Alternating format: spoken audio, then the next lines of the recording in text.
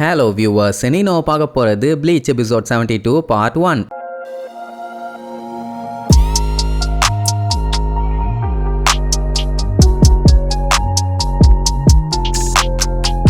Open பண்ணா இஷிடாவை admit பண்ணியிருக்காங்கல்ல, அந்த ஹாஸ்பிட்டல்ல இருக்க நர்ஸ் இஷிடாவை வேற ரூமுக்கு ஷிஃப்ட் பண்ணியிருப்பான். அங்க குளிக்கிறதுக்கு ஷவரு, டாய்லெட்டு, சிங்கு, ஏன் ஃப்ரிட்ஜ் கூட இருக்குது, யூஸ் பண்ணிக்கங்கம்பா. அது மட்டும் இல்லாம இப்ப இவங்க இருக்கிறது 9th ஃப்ளோர். இங்க நம்ம இஷிடாவை தவிர வேற எந்த பேஷண்ட்டுமே இல்லையாமா. அதனால நர்ஸுங்க எல்லாருமே 8th ஃப்ளோர்ல நர்ஸ் ஸ்டேஷன்ல இருக்காங்களாமா. ஏதாச்சும் ஒண்ணுன்னா தயங்காம கால் பண்ணுங்க, நாங்க இருக்கோம் அப்படின்னு சொல்லிட்டு போவா. ஆக்சுவலா இது வந்து ஸ்பெஷல் ரூம், பார்க்கவே வேற லெவல்ல இருக்கும். இவங்க மட்டும் இந்த ஃப்ளோர்ல இருக்கிறதுனால எனிமீஸ் வந்து அட்டாக் பண்ணா கூட வேற யாருக்கும் எந்த ஒரு பிரச்சனையும் வராது அப்படின்ட்டு இச்சிகோ சொல்லிட்டு இருப்பான். இஷிடா இருந்துட்டு ஆமாமா ரொம்ப ரொம்ப முக்கியமா, ஏன் அப்படி பேசுறான்னு கேட்டா, இந்த கரக்குரா ஜெனரல் ஹாஸ்பிட்டலே நம்ம இஷிடா அப்பாவோடது. இதை கேட்டுட்டு இச்சிகோக்கு ஷாக் ஆயிரும். உங்ககிட்ட ஹாஸ்பிட்டலா இருக்குதான்னு. ஆனா எப்படி இருந்தாலும் எங்களோடதை விட பெருசுதான்மா, ஏன்னா அவங்க அப்பா கிளினிக் வச்சிருக்காருல்ல. அப்போ ரூக்கியா இருந்துட்டு ஏன்டா தொணன்னு பேசிட்டு இருக்கீங்க, இஷிடா கொஞ்சம் ரெஸ்ட் எடுக்கட்டும், அப்பந்தான் அவன் சீக்கிரமா குணமாவான். அது மட்டும் இல்லாம மறுபடியும் அந்த லூசுங்க வருமா வராதான்னு தெரியாது, அதுக்குள்ள பய சரியாகணும்ல. சரி நீ தூங்கு, நாங்க உன்னைய பாத்துக்கிறோம் அப்படின்னு சொல்லிட்டு இருக்கும்போது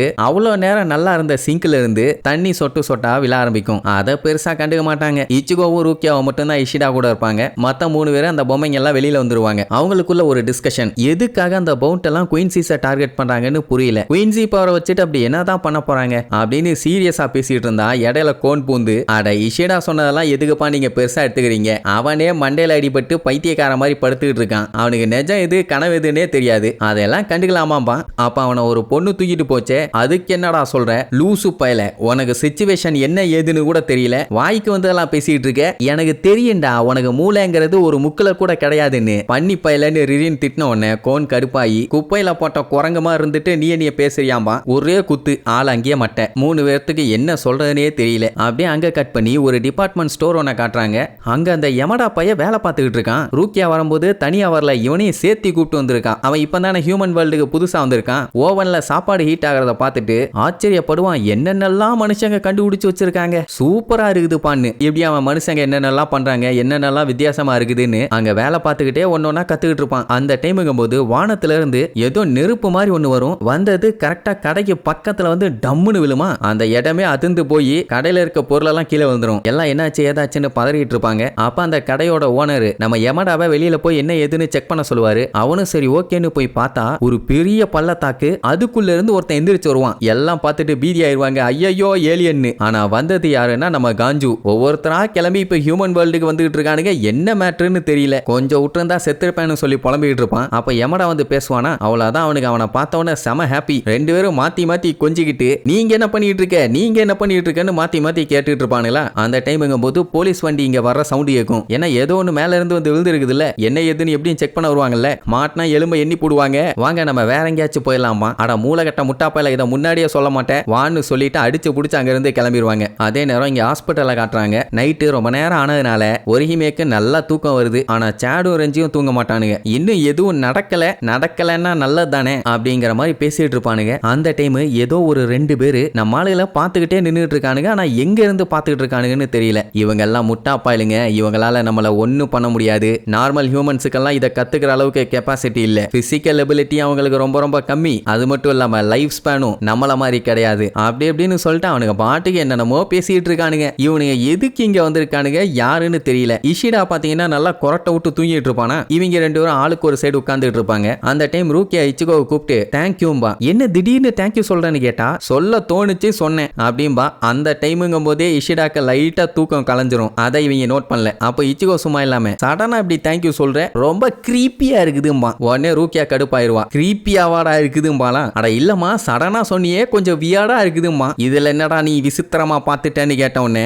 ஏமா யாருமே இப்படி சொல்ல மாட்டாங்க அதனாலதான் இப்படி சொல்லிட்டேன் அப்படின்னு நடுங்கிக்கிட்டே தான் கேட்பான். ஆனா ரூக்கியா விட மாட்டான். ஏன் என்னோட ஃபீலிங்ஸை நான் எக்ஸ்பிரஸ் பண்ணக்கூடாதா அப்படின்னு கத்துவான். உடனே அவன் நான் என்ன பண்ணக்கூடாதுன்னா சொன்னேன், நீ என்ன எலவோ பண்ணி தொலையாமா. சடனா சொன்ன உடனே என்ன சொல்றதுன்னு தெரியல, அதான் சொன்னேன் ஒன்னு. சண்டை பெருசாகி இவங்க காட்டுத்தனமா கத்திக்கிட்டே இருப்பாங்க. இஷிடா முடியாம பெட்ஷீட்டை நல்லா இழுத்து போத்திட்டு படுத்துருவான். அப்புறம் மாத்தி மாத்தி கத்திட்டு சைலண்டா உட்காந்துருவாங்களா. அப்போ அந்த சிங்க்ல தண்ணி சொட்டு சொட்டா விழுந்துட்டு இருக்கும். அந்த சத்தத்தை நம்ம ரூக்கியாவால கேட்க முடியல, ரொம்ப கடுப்பாகும். உடனே அந்த சிங்க் ஆஃப் பண்றேன்னு சொல்லிட்டு திறந்து விட்டா போல இல்ல உடஞ்சிருச்சோ என்னமோ தண்ணி அது பாட்டுக்கு ஊத்த ஆரம்பிச்சிடும். உடனே இஷிடாவோட ஹாஸ்பிட்டல் என்ன இந்த லட்சணத்துல இருக்குதும்பா. படுத்துக்கிட்டு இருக்க அவனுக்கு என்ன சொல்றதுன்னு தெரியல. உடனே இச்சுகவும் வந்து ட்ரை பண்ணி பார்ப்பான், வேலைக்கு ஆகல. இப்ப என்னன்னா சிங்க்ல தண்ணி விழுந்துச்சுன்னா அது அப்படியே உள்ள போயிருச்சுன்னா பரவாயில்ல, ஆனா தண்ணி வர வேகத்துக்கு அந்த சிங்கே நிரம்ப ஆரம்பிச்சிருச்சு. ஐயோ என்ன பண்றதுன்னு தெரியலையே, ஏதாச்சும் பிடிக்கிறதுக்கு எடுத்துட்டு வரணுமே கத்திட்டு இருப்பாங்க. கரெக்டா தண்ணி கீழே ஒழுகும் போது ரெஞ்சி வந்து இடையில பக்கெட்டை வச்சிருவான். எப்படி இவ்வளவு அட்வான்ஸ்டா இருக்கேன்னு கேட்பான். நீ கத்து எக்மோரை தாண்டி 800கே கேட்டிருக்குண்டா லூசு பையலேன்னு சொல்லிட்டு இருக்கும்போது ஒருகிமே அண்டாவோட வருவான். இப்படியே இவங்க ரொம்ப நேரமா மாத்தி மாத்தி புடிச்சிட்டு இருப்பாங்க. இந்த தண்ணி ஸ்டாப் ஆகிற மாதிரி தெரியல. நல்லாவே தெரிஞ்சு போச்சு அந்த பைப்பு டேமேஜ் ஆயிருக்குதுன்னு. பேசாம நர்ஸை கூப்பிட்டு இன்ஃபார்ம் தான் பண்ணணும். ஏன்னா இப்படியே போச்சுன்னா இந்த இடமே ஃபிளட் ஆயிரும்னு சொல்லிட்டு இருக்கும்போது திடீர்னு ஒரு சவுண்டு பாத்தீங்கன்னா பாத்ரூம்குள்ள இருந்து வந்துகிட்டு இருக்குது. சரின்ட்டு அப்படியே டோரை ஓபன் பண்ணுவா. பொலக்குன்னு உள்ள இருந்து ஏகப்பட்ட தண்ணி வெளியில வரும். அப்போ உள்ளேயும் ஏதோ பிரச்சனையா லீக் ஆகிட்டு இருக்குது போல.